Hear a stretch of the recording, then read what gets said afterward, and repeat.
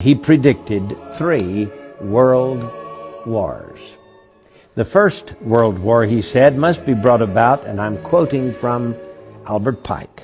The First World War must be brought about in order to permit the Illuminati to overthrow the power of the czars in Russia and of making that country a fortress of atheistic communism.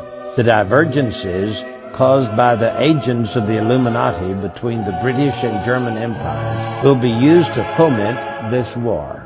He says, quote, the Second World War must be fomented by taking advantage of the differences between the fascists and the political Zionists.